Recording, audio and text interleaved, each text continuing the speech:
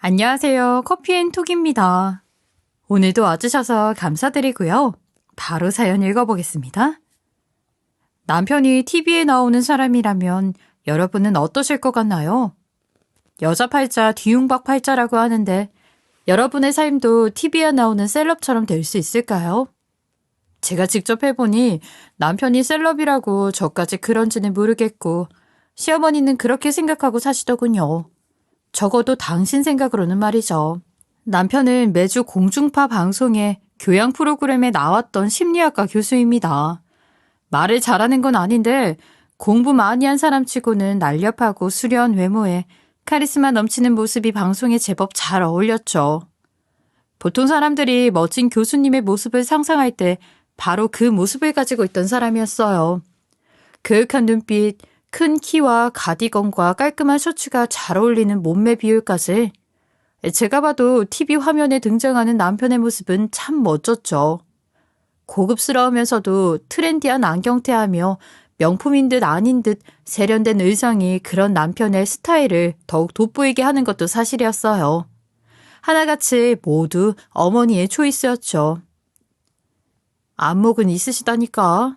내가 봐도 좀 멋있긴 하네. 남편이 나오는 TV 프로그램을 침대에서 몰래 핸드폰으로 보면서 맥주를 마시는 게 제 유일한 낙이었어요. 안주라고는 가방 속에 몰래 숨겨둔 비스킷 쪼가리가 다였지만요. 소리가 밖으로 나가는 것도 집에서 여자가 맥주를 홀짝대고 마시는 것도 이 집안에서는 다 숨겨야 하는 것이었어요.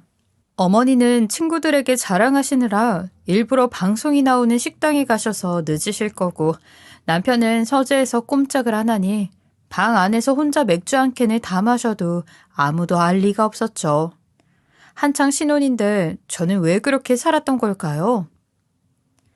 난 네가 세상에서 제일로 부럽다. 남편이 대한민국에서 제일 잘 나가는 교수지. 남자로서도 어디 하나 꿀리는 데도 없지. 돈을 벌어오라기를 해. 내가 다 하니 딱히 챙길 일이 있어. 넌 전생에 나라라도 구했나 보다. 나는 외놈이라도 됐었는지 이렇게 평생 귀한 아드님 뒷바라지하는데 힘든데 말이야. 알람 소리에 남편이 잠을 설칠까봐 핸드폰을 진동으로 해놓고 손에 꽉 쥐고 잠을 자는데 한 번은 손에서 떨어졌는지 알람 소리를 듣지 못해 늦잠을 자고 말았어요. 저 대신 아침상을 손수 준비하시던 어머니는 결국 한 소리를 하셨죠. 어머니 죄송해요. 핸드폰을 손에 꼭 쥐고 잤는데 그만 나 같으면 그렇게는 안 했다. 하루 종일 할 일이라고는 일찍 일어나 강의 나가는 남편 아침밥상 차리는 것뿐인데 그거 하나 제대로 못하면 사는 이유가 뭐가 있어? 나 같으면 밤을 새워서라도 그거 하나는 똑 부러지게 했을 거다. 네, 눈치채셨겠지만 저는 집에서 식순이 신세였어요. 어머니에게 전 귀한 아들 아침상 늦지 않게 꼬박꼬박 차려줄 식모. 가끔 저녁에 일찍 들어올 때도 있으니 항상 저녁 시간에 대기조로 움직이는 밥순이 그 이상 그 이하도 아니었죠. 어쩌다 제가 이런 신세가 됐는지 궁금하지 않으신가요? 왜 멀쩡한 여자가 한창 깨가 쏟아질 신혼에 식모나 다름없는 삶을 살고 있는지 사연이 듣고 싶으실 거예요. 저도 제가 왜 그렇게 살아야 했는지 궁금했으니까요. 결혼 전에 저는 교육 콘텐츠를 제작하는 회사에서 기획 업무를 맡으며 잘 나가는 커리어 우먼으로 살고 있었어요. 남편만큼 최고 대학은 아니었지만 남들이 인정해주는 좋은 대학 교육학과를 나왔고요. 누군가를 가르치는 것보다 더 많은 사람들을 위한 교육 프로그램을 만드는 데 기여하겠다는 생각으로 야심하게 입사해서 참 열심히 일했어요.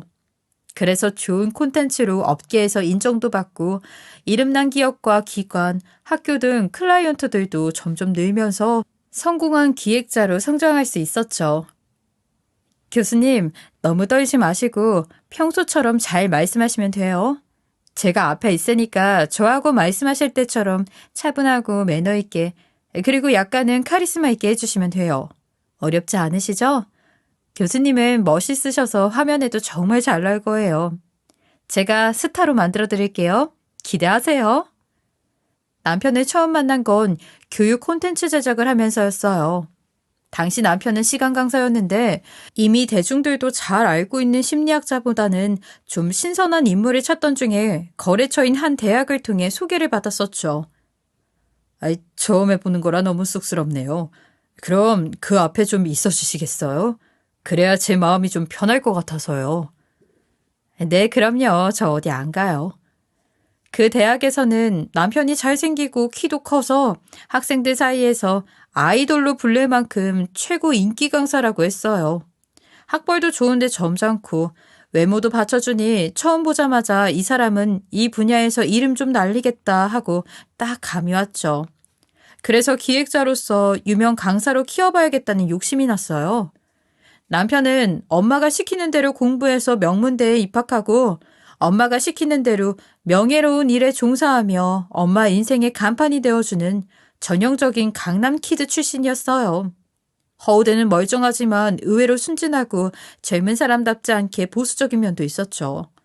사람들의 관심을 끌만한 소위 말하는 반전 매력이 있는 스타일이라 잘만 다듬으면 이름을 날릴 수 있을 만한 제목이었어요. 저 이번 거는 앉아서 진행을 좀 해볼까요? 옷이 좀 불편해서. 네, 그러셔도 돼요. 그런데 교수님 패션 감각이 대단하시네요. 이거 요즘 유행하는 브랜드인데 이런 데에도 관심 있으세요? 정말 잘 어울리세요.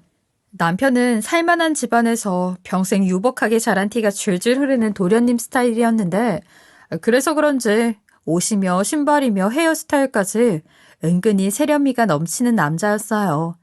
알고 보니 숨은 스타일리스트가 있었더라고요. 저는 그런 거 잘 모르고 어머니가 다 사다 주세요. 어렸을 때부터 쭉 그래서 전 옷을 어디서 사야 되는지, 어떤 게 저한테 잘 어울리는지 정말 하나도 몰라요. 그때만 해도 어머니의 헌신과 노력, 그리고 열정으로 만들어진 인재라고만 생각했지, 어머니가 남편의 뒤에 숨은 무시무시한 그림자일 줄은 상상도 못했어요. 남편의 매력에 점점 더 빠져들면서 나중에 제가 저 사람의 옷을 직접 골라주고 싶다는 생각이 들 때까지 저는 그 그림자의 어두운 기운을 전혀 짐작조차 하지 못했죠. 그렇게 몇 번 작업을 함께 하면서 일이 끝나면 스태프들과 저녁을 먹는 일이 잦아졌고 덕분에 저는 남편과 조금 친해질 수 있었어요. 같이 일한 지 2년 정도 지났을 때는 남편이 유명세를 발판으로 정교수가 되고 저도 부장으로 승진하면서 서로의 성공을 격려해주면서 더 가까워졌죠. 그렇게 저희 둘은 어느새 일로 얽힌 사이가 아닌 사랑의 감정으로 만난 사이가 되었어요. 첫 월급 받았는데 기념으로 우리 좋은 데 갈까? 할 말도 있고 시간 돼? 남편은 정교수가 되고 첫 월급을 받은 날 스카이라운지 레스토랑으로 절 데려가서 드라마 같은 프로포즈를 했어요. 월급을 통째로 쓴 것 같은 적당한 크기의 다이아 반지를 조심스럽게 끼워주면서 사랑 고백을 했죠. 내가 뭘 내 손으로 산 게 별로 안 되는데 이건 정말 한 달을 고르고 또 골라서 산 거니까 받아줘. 그리고 우리 이제 결혼하자. 그동안 자주 보고 자주 밥도 같이 먹으면서 데이트 아닌 데이트를 쭉 해왔지만 손 한 번 안 잡아봤고 흔히 하는 연인들의 핑크빛 대화도 나눠본 적이 없는데 갑자기 결혼을 하자니 정말 남편다웠죠. 닳고 닳지 않는 그런 모습조차도 너무 좋을 만큼 그때 저는 그 남자에게 빠져 있었고 결국 양가 부모님께 인사를 드리고 결혼식을 올리게 되었어요. 나는 평생을 얘 그림자로 살았다. 그게 내가 태어난 이유였어. 네 시아버지도 그거 하나는 인정해 주신다. 여자가 사는 이유가 별거 있겠니? 남편 잘 되게 내조하고 아들 잘 키워서 남부럽지 않게 세상에 내놓으면 되지. 그래, 너는 어떠니? 너는 태어난 이유가 뭐라고 생각하니? 어머니를 처음 뵀을 때 저에게 다짜고짜 하신 질문은 제 존재의 이유에 대한 것이었어요. 어머니는 이미 제가 남편의 이름을 알리는데 공헌한 면이 있다는 걸 알고 계셨고 어떻게 키워내나 지켜보신 것 같았어요. 너무나 당황해서 저는 무슨 말을 해야 할지 모르다가 얼떨결에 하지 않아야 할 말을 하고 말았죠. 그때는 참 남편을 놓치고 싶지 않을 만큼 깊게 사랑하고 있었으니까요. 저는 제 일에서 더 성공하고 싶고 또 어머니처럼 이 사람 그림자 같은 헌신적인 아내도 되고 싶어요. 둘 다 잘할 수 있을지는 모르겠지만 최선을 다해서 살고 싶어요. 예상치 못한 질문에 한 번도 생각해보지 않은 말들을 임기응변으로 쏟아낸 것인데 심사위원인 어머니는 무척 흡족해 하셨어요. 그림자 같은 헌신적인 아내. 바로 그 부분이 어머니를 만족시켜 결국 우리는 결혼을 하게 됐죠. 앞부분에 일에서 더 성공하고 싶다는 부분은 어머니에게 전혀 들리지 않았다는 사실을 까맣게 모른 채로 말이에요. 너, 그 일 언제 대체 그만둘 거니? 언제까지 내가 아들이 며느리 아침상을 차려주면서 살아야 하니? 헌신적인 아내 어쩌고 한 거 다 거짓말이었니? 난 네가 그 말을 해서 결혼 허락한 거다. 그런데 이제 보니 내가 속았나 보구나. 결혼하자마자 어머니는 앞뒤 안 재고 솔직한 속내를 드러내기 시작하셨어요. 제가 회사를 그만두고 남편의 수발과 시부모님의 말 잘 듣는 종이 되길 바라셨죠.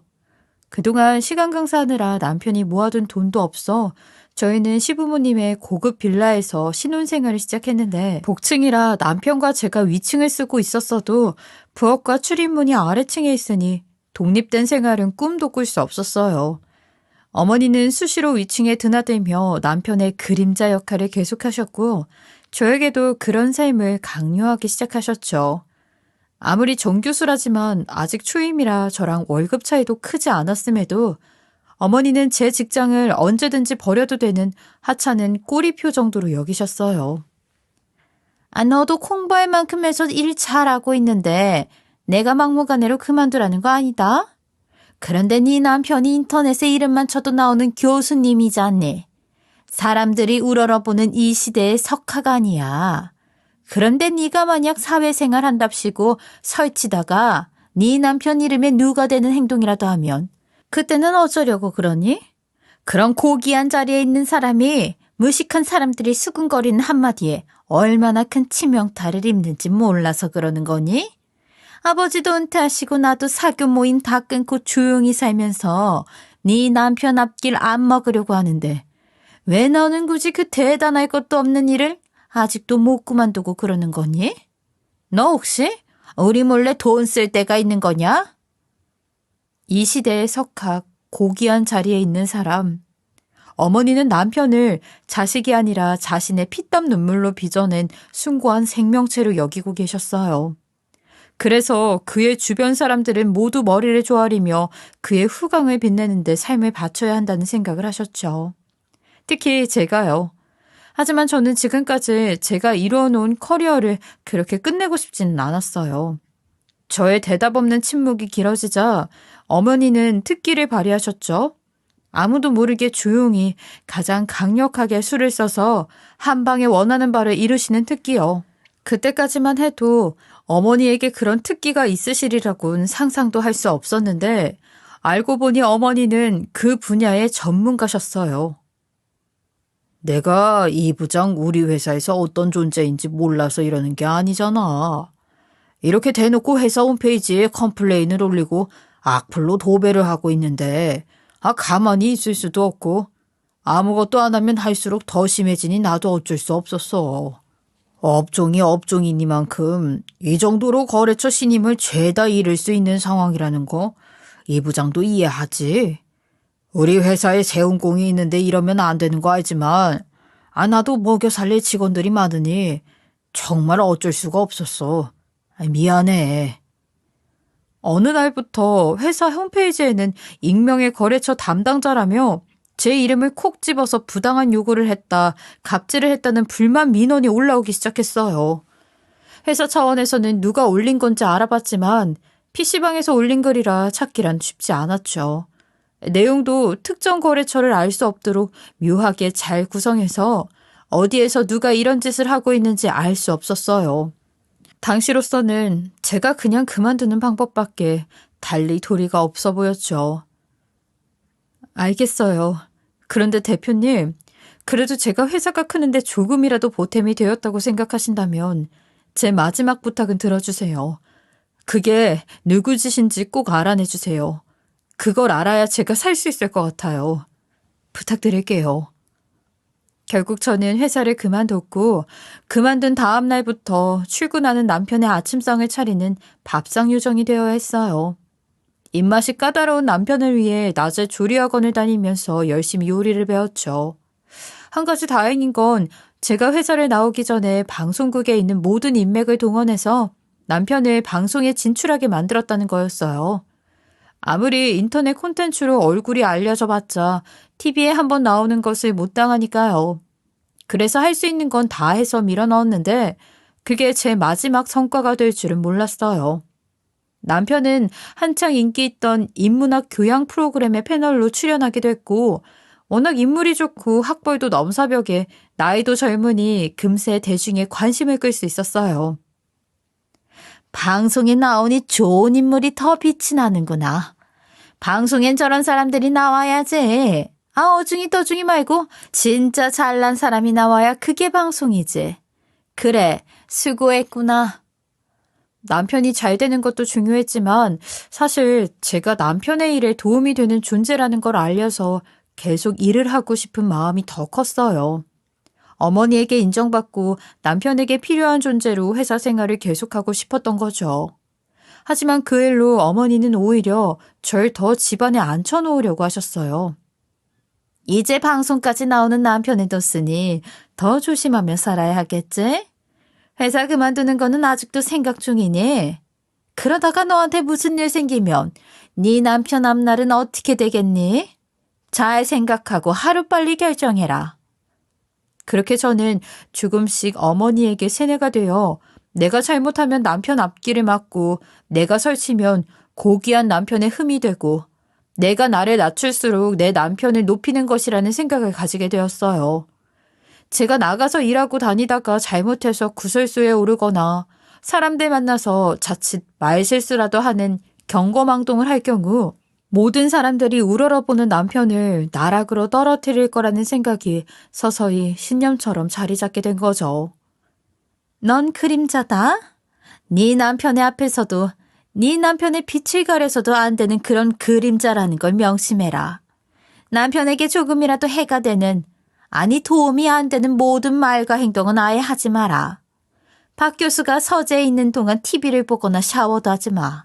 그저 내 앞길을 비춰주는 등대다 하는 생각으로 깍듯이 대하고 보필해라. 그게 네 남편을 높이 세우고 너도 잘 살 수 있는 방법이야. 알겠니? 평범한 가정에서 자란 저는 어쩌면 상위 1%의 사람들은 이렇게 사는 게 당연한 건가 보다 생각했던 것 같아요. 내가 그동안 몰랐던 세상에 들어왔는데 그곳에 사랑하는 남편이 있고 그 남편이 내가 그림자 역할만 잘하면 더 높고 큰 곳에 이를 수 있다고 생각하자 정말 잘해야 하겠다는 생각이 들었죠. 저 어떻게 말해야 할지 모르겠는데 드디어 알아냈어. 그때 그 컴플레인 한 사람이 누군지. 어느 신부는 업체였는데 고소하겠다고 하니까 의뢰인이 누군지 금방 보이더라고. 아니 놀라지 마. 자네 시어머니 같아. 그래서 그 무렵 제가 결국 회사를 그만두기에 민원을 올리던 장본인이 시어머니라는 걸 알게 되었는데도 큰 충격이나 분노, 복수심 같은 건 생기지 않았어요. 어쩌면 잘된 일이라는 생각까지 들었으니까요. 그래서 저는 대표님께 다시 한번 부탁했어요. 그 내용 완전히 아무도 검색해서 찾아볼 수 없게 흔적까지 지워달라고요. 티끌만큼이라도 남편에게 해가 되긴 싫다고요. 그렇게 저는 제 삶에 서서히 순응해갔고 매일 아침 5시에 일어나 밥이랑 국을 새로 하고 10첩 이상의 영양소를 골고루 분배한 반찬을 차리며 12가지의 영양제를 챙기는 일을 루틴으로 살아갔어요. 그리고 곧 임신까지 하면서 더욱더 집순이 생활을 했죠. 외출이라고는 산부인과 정기검진을 혼자 다녀오는 게 다였을 정도로 말이에요. 단조로운 날들이 지나 어느새 아기가 태어났고 갓난아기의 울음소리가 집안 곳곳에 퍼지자 시어머니는 대놓고 짜증을 내기 시작하셨어요. 박 교수 논문 쓰는데 자꾸 올릴 거니? 미쳤어? 무슨 애가 저렇게 목청만 커 쓸데없이 잘 울고 목소리만 카랑카랑한 계집애를 어디다 쓰겠니? 네 남편은 아기 때도 잘 안 울고 점잖았다. 대성 부른 나무 떡잎부터 알아본다고? 아, 누굴 닮았는지 원? 저는 시도 때도 없이 우는 아기를 달래려고 젖도 물리고 밤새 안아주느라 하루하루 지쳐갔어요. 그 와중에도 아침 5시가 되면 여지없이 일어나 아침상을 차려야 했죠. 아기가 깨서 울면 젖을 물리고 다시 나와 밥상을 차리면서 말이에요. 시어머니는 전혀 도울 생각이 없으셨고 저는 아기가 빨리 크기만을 바라고 고단한 날들을 보내야 했어요. 오늘도 할 일이 많네. 신경 쓰지 말고 피곤할 텐데 먼저 자. 나는 일하다가 그냥 서재에서 잘게. 시간이 지나면서 남편은 점점 더 유명해졌고 덕분에 얼굴 보기도 힘들 만큼 바빠졌어요. 저는 갓난아기를 보느라 방에서 나올 틈이 없었고 밤새 몇 번씩 깨어 젖을 줘야 했기 때문에 행여 남편이 잠을 설칠까 봐 서재에 간이 침대를 들여놓았죠. 그렇게 침실에 갇혀 무럭무럭 자란 아기는 어느덧 100일이 지나고 돌이 다가오게 되었어요. 남편과는 아침상에서는 한 번씩 보는 덤덤한 사이가 되어갔고 산후우울증 증세까지 있는지 멍하게 지내는 날들이 많아졌죠. 그러던 어느 날이었어요. 교수들 초대해서 정교수 된 거 인사드릴 겸 돌잔치는 근사하게 준비해야겠다. 점잖고 격식 따지는 사람들이라 일일이 찾아가서 인사드리고 초대해야겠어. 너는 떡이랑 음식 좀 준비해라. 교수실 찾아가서 인사드릴 때 내가 가져갈 수 있게. 떡을 직접 해요? 얘는? 그럼 동네 떡집에서 사서 보내리? 내조한다는 애가 너는 왜 그렇게 정성이 부족하니? 나는 너희 남편 정 교수 채용되기 전에 호텔에서 레시피까지 얻어가지고 400포기 김장해서 교수들한테 싹 다 돌렸다. 내가 직접 가서 일일이 인사 다 드렸어. 돈으로 사서 뭐하고 그러는 거 누가 못하겠니? 정성을 보여야지, 정성을. 어머니, 그럼 이번에는 제가 직접 인사드릴게요. 결혼하고 한 번도 인사 못 드렸는데 얼굴도 익힐 겸요. 이제 제가 해야 하잖아요. 생각지도 못한 얘기였는지 시어머니는 깜짝 놀라는 표정이셨어요. 그러면서 못 볼 걸 봤다는 표정으로 한 말씀 하셨죠. 네 꼴 좀 봐. 젖냄새 풀풀 풍기며 추레하게 집에서 밥이 나는 여편 내가 어딜 드나든다고 그러니? 내가 하던 일이니 내가 하마. 넌 신경 쓸 필요 없어. 떡이나 잘 준비해놔. 예상치 못한 시어머니의 반응에 서러움이 밀려오면서 서글퍼지더라고요. 지난 1년간 아기만 보느라 저 자신은 너무 돌보지 않았구나 후회도 됐고요. 그래서 남편이 서재에서만 지내나 싶어 우울감이 밀려왔어요. 다음날 아기 예방접종을 하러 간다고 하면서 친정에 아기를 맡겨두고 머리도 하고 옷도 사면서 시간을 보냈어요. 피부가 너무 거칠해져서 마사지도 받았죠. 모처럼 관리를 좀 했더니 거울에 비친 제 모습이 결혼 전으로 돌아간 것 같아서 너무 좋더라고요. 그래서 기분도 낼 겸 아기를 데리고 남편의 학교로 무작정 찾아갔어요. 달라진 제 모습을 가장 먼저 보여주고 싶었으니까요. 교수님, 오늘 방송 때문에 일찍 나가셨는데 모르셨어요? 가는 날이 장날이라고 남편이 방송 녹화 때문에 일찍 퇴근하고 없더라고요.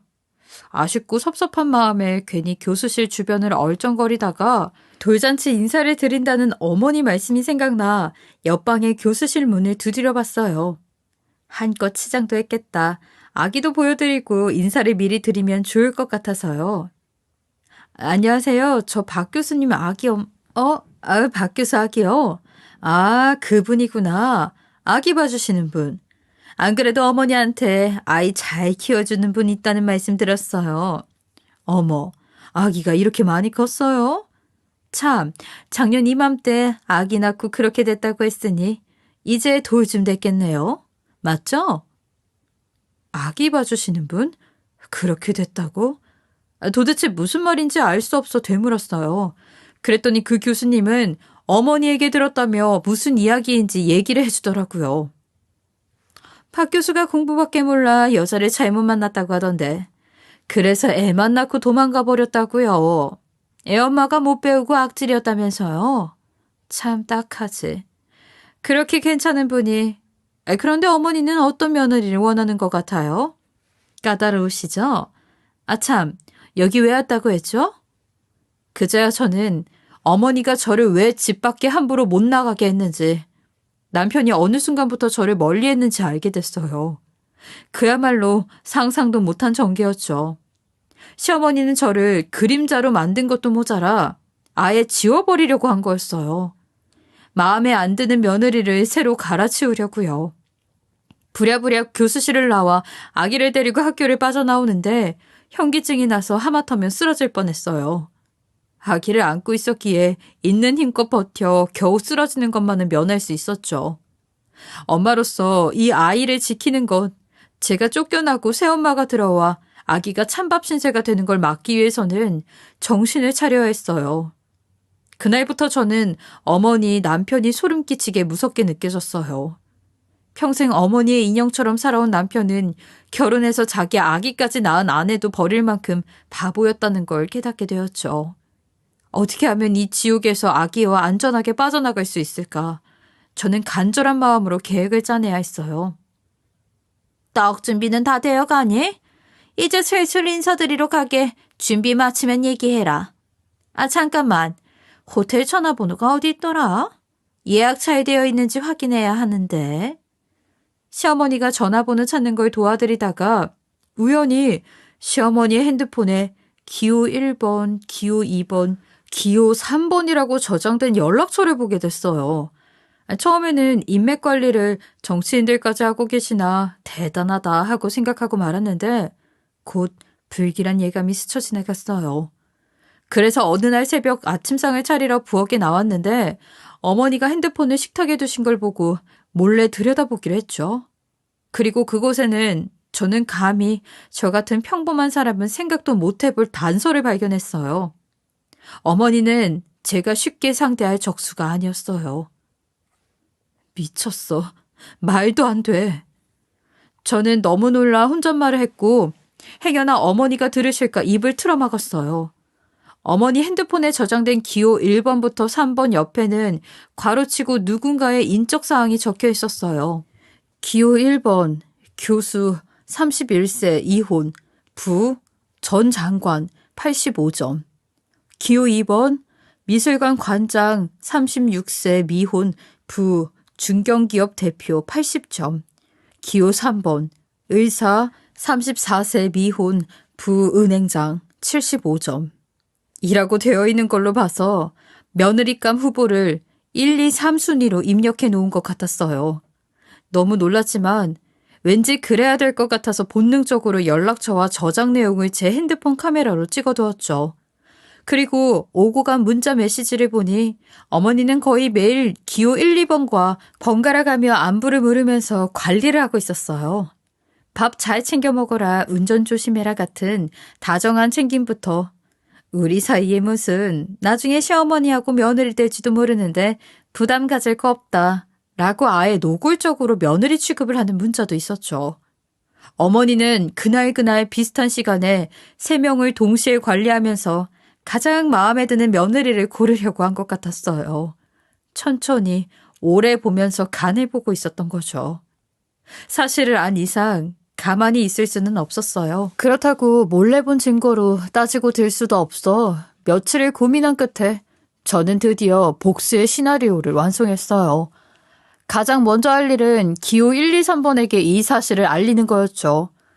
과연 그들이 어떤 반응을 보일지 저도 예상하기 힘들었지만 또 다른 피해자를 막기 위해 알려야 한다고 생각했어요. 그래서 기호 1번부터 제가 찍은 사진을 문자로 보냈죠. 그러자 기호 1번이 바로 전화를 하더라고요. 이게 뭐죠? 당신 누구야? 저 박 교수 와이프예요. 드릴 말씀이 있으니 만나서 얘기하죠. 그날 저는 아기와 함께 병원을 간다고 하고 기호 1번을 만나러 갔어요. 그랬더니 그곳에는 지난번 남편의 학교에 갔을 때 만난 그 옆방 동료 교수가 있더라고요. 기가 막히고 코가 막힌 노릇이었어요. 저보다 그분이 더 놀란 것 같았죠. 어이가 없네요. 어떻게 그렇게 교양 있는 분이. 그런데 나도 진짜 억울해요. 이렇게 멀쩡하게 와이프가 있다는 거 알았다면 내가 미쳤다고 그랬겠어요? 그리고 사실 아무것도 한 것 없어요.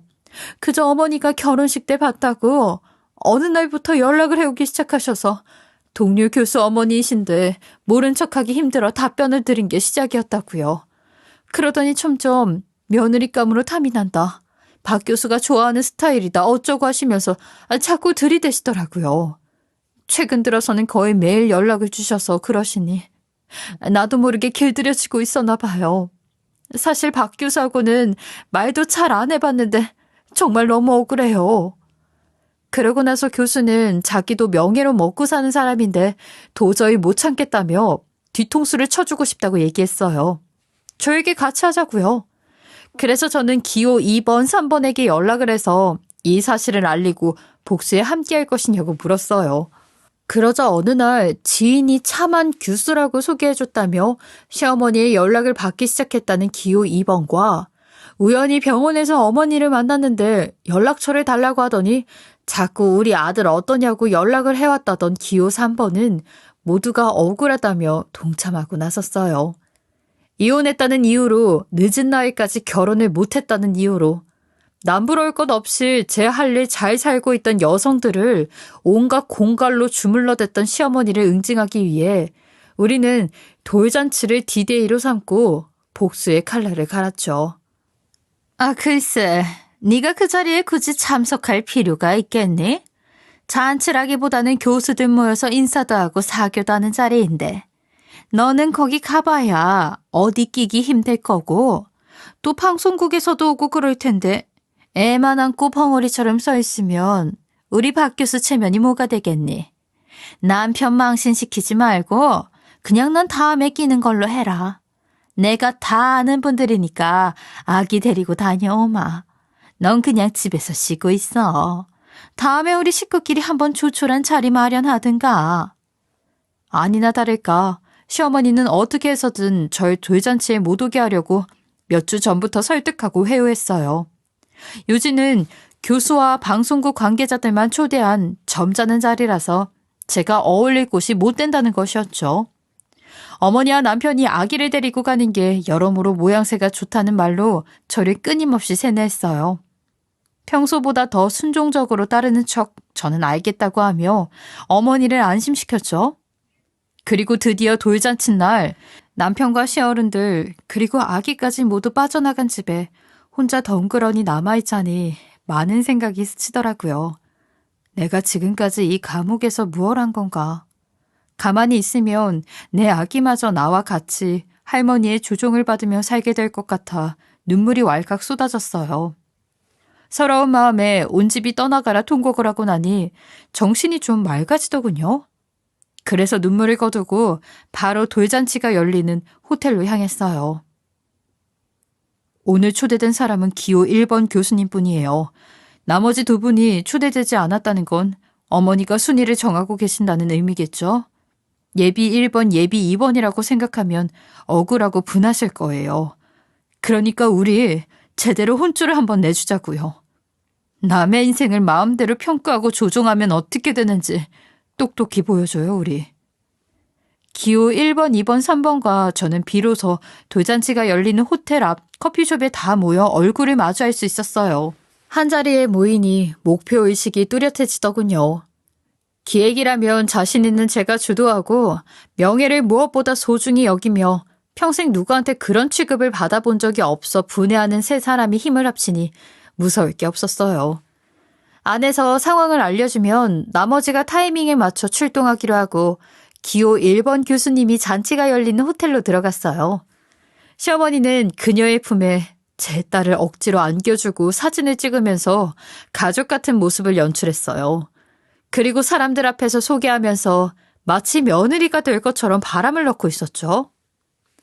아유, 우리 손녀가 교수님을 참 잘 따르네. 애들도 다 끌리는 사람이 있나 봐요. 꼭 낳아야만 부모인가요? 우리 손녀도 교수님처럼 잘 커야 할 텐데. 제가 혼자 그걸 해낼 수 있을지. 걱정이네요. 시어머니는 눈시울을 적시는 연기까지 펼쳤고 도저히 꼴 같지 않은 모습을 견디기 힘들었던 기호 1번 교수님은 저희에게 출동 콜을 보낸 후 작전 수행에 들어갔어요. 마침 아기를 다른 사람 품에 안겨주던 시어머니의 뺨을 냅다 후려친 것이었죠. 점잖았던 잔치 현장은 순식간에 정지화면으로 변했고 소스라치게 놀란 사람들은 대체 무슨 일인지 어머니와 기호 1번 교수님만 쳐다보고 있었어요. 네, 그러시겠죠. 제가 기호 1번이니까요.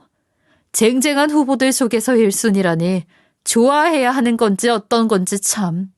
그런데 적어도 멀쩡히 두 눈 뜨고 살아있는 며느리 존재는 없애지 말았어야죠. 버젓이 애 엄마가 있는데 보모요? 도망을 가요? 하참. 도대체 이런 식으로 몇 명을 속이고 며느리로 삼을 것처럼 사기를 치고 다닌 거예요? 이혼하고 결혼 늦은 사람들만 골라서 공략하고 다닌 거 누가 모를 줄 알아요? 점잖은 척 교양을 다 떠시는 분이 이렇게 뒤로 사기 공갈을 치고 다녀도 되는 거예요? 놀란 어머니와 사람들이 어안이 벙벙해서 토끼 눈을 뜨고 지켜보던 그 찰나에 저는 재빠르게 현장에 투입되어 생판 모르던 남이 안고 있던 제 딸을 가로챘어요.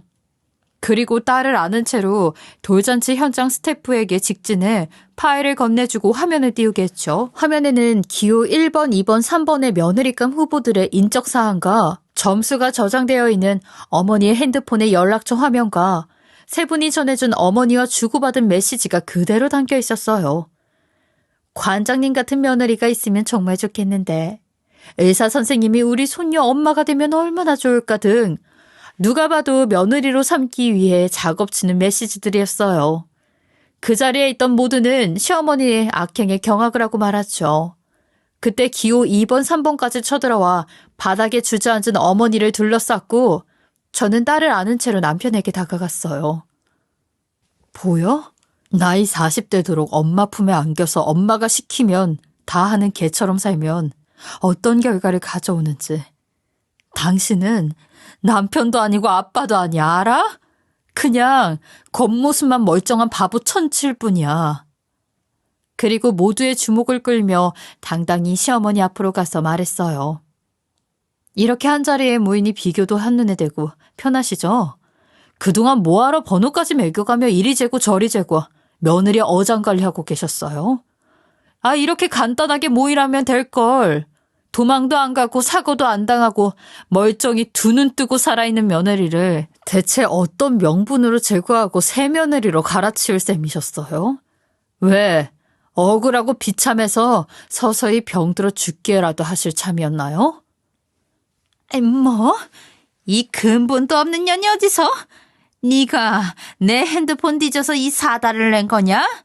하여튼 내가 저걸 며느리로 드리는 게 아니었는데 미쳤지 미쳤어. 내 아들이 좋다니까 그래 한 번은 자기가 마음에 든다는 인형 사주자 하는 심정으로 결혼시켰더니 결국 이 꼴을 만들어? 너희들도 뭐 잘난 게 있어. 부모 잘 만나서 교수 의사 타이틀 달고 산 거지. 너희들이 우리 아들보다 잘난 게 뭐가 있냐고. 그러니까 이혼당하고 결혼도 못하고 그 모양 그 꼴로 살고 있지. 어디 내 귀한 아들의 가당키나 해? 하나같이 주제도 모르고 참나. 비로소 겉으로 드러난 어머니의 민낯에 그곳에 있던 사람들은 하나둘 자리를 피했고 호텔 안이 아수라장이 되자 관계자가 불러 경찰까지 출동한 상황이었어요. 그제야 상황을 직시한 남편은 비로소 자기 목소리를 내더라고요. 엄마가 귓속말로 가르쳐주지 않은 진짜 자기 목소리를요. 제발 그만해요. 내가 이건 아니라고 이렇게 하면 천벌받을 것 같다 그랬잖아요. 이제 그만하세요. 그만 저 좀 놔주세요. 엄마가 하라는 대로 다 하고 시키면 시키는 대로 다 하는 개처럼 평생을 살았잖아요. 그 개 이제 죽어요. 평생 엄마 옆에서 꼭두각시 노릇이나 하다 이제 죽는다고요. 제발 그만 좀 하세요. 네가 나한테 어떻게... 그 말을 듣자 비로소 어머니는 충격을 받았는지 나라를 잃은 표정을 지었고 기호 1, 2, 3번은 차례로 어머니 얼굴에 고소장을 던졌어요. 어머니는 며느리가 될 것처럼 공갈을 쳐서 그동안 고가의 선물도 꽤나 챙기신 모양이더라고요. 저 역시 가만 있을 수 없어 어머니 얼굴에 이혼장을 던졌죠. 위자료 청구 소송을 통해 가정을 파탄낸 주범인 어머니를 처벌받게 할 거니까요. 각자 제 볼일을 보고 사라져버린 돌잔치 현장에는 결국 어머니 혼자만 쓸쓸히 남게 됐어요. 그렇게 마음대로 하려던 세상이 비로소 텅텅 비어버린 걸 눈으로 보고 만 것이죠. 그래서 지금은 어떻게 됐냐고요? 저는 이혼 소송을 통해 어머니에게 위자료를 받고 남편에게 재산 분할도 받아 딸과 독립했답니다. 남편은 부끄러워서 교수직도 그만두고 방송도 못 나가게 됐지만 매달 양육비를 보내며 살아야 하는 신세가 되었죠. 그리고 뒤를 이어 제 이혼 소송에서 신랄한 증언을 해주었던 기호 1, 2, 3번의 줄 소송이 진행됐어요. 시아버지는 결국 강남집을 내놓게 되셨죠. 아들 하나 높은 자리에 올려놓았다고 세상 다 가진 듯 상식 밖의 행동을 일삼던 시어머니는 결국 남편과 저 그리고 기호 1, 2, 3번의 인생을 송두리째 함부로 여겼다가 무시무시한 대가를 치르게 되었어요. 소송 마지막 날에는 제 발목까지 잡으며 애원했지만 딸을 지켜내기 위해 과감하게 그 손길을 거저차고 법정을 빠져나왔죠. 이제 어머니는 그토록 자랑스러워했던 박 교수의 어머니가 아닌 잘못된 모성의 아이콘으로 지인들의 입방에 오르며 살고 계시죠. 제발 이제부터라도 반성하시며 사시기를 바라는 마음뿐이에요. 제 긴 사연을 들어주셔서 감사해요. 여러분 모두 자기 인생을 지키는 행복한 삶을 사시길 바랄게요. 지금까지 커피앤톡이었습니다. 오늘도 끝까지 함께 해주셔서 감사하고요. 다음 영상으로 또 찾아뵙겠습니다.